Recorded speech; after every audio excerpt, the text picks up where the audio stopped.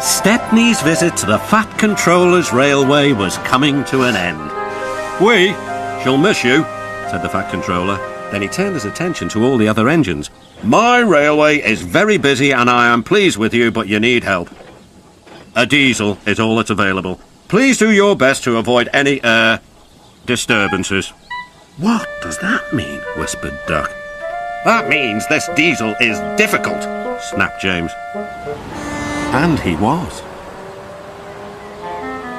The diesel surveyed the shed. "Not bad, I've seen worse. At least you're all clean," he sneered. The engines glared. "It's not your fault, but your controller should scrap you and get engines like me. A fill of oil, a touch on the starter, and I'm off. No bother, no waiting. They have to fuss around you for hours before you're ready." The engines were furious. Next morning they held an indignation meeting round a turntable. "Disgraceful," mumbled Gordon. "Disgusting," said James. "Despicable," spluttered Henry. "To say such things to us," cried Donald and Douglas. "It's to teach him a lesson we'd be wanting. Now how do we do it?"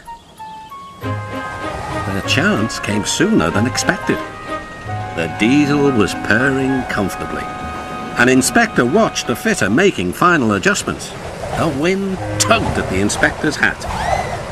The diesel was ready.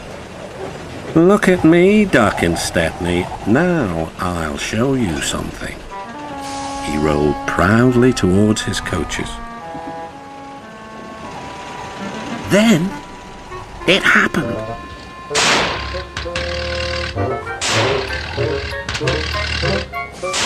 Shaking and spluttering, the diesel stopped.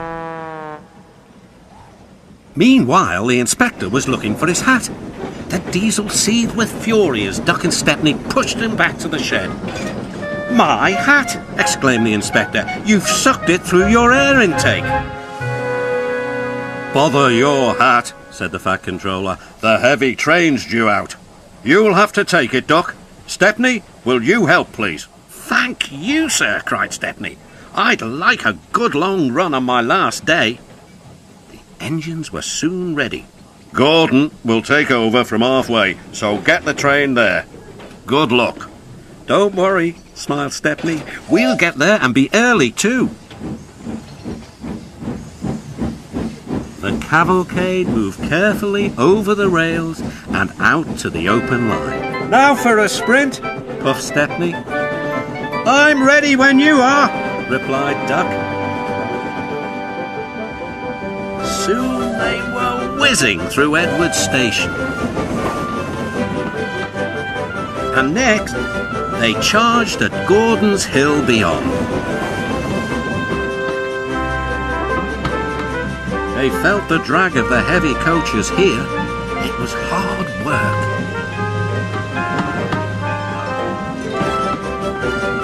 At last, they were running smoothly along the line towards the big station.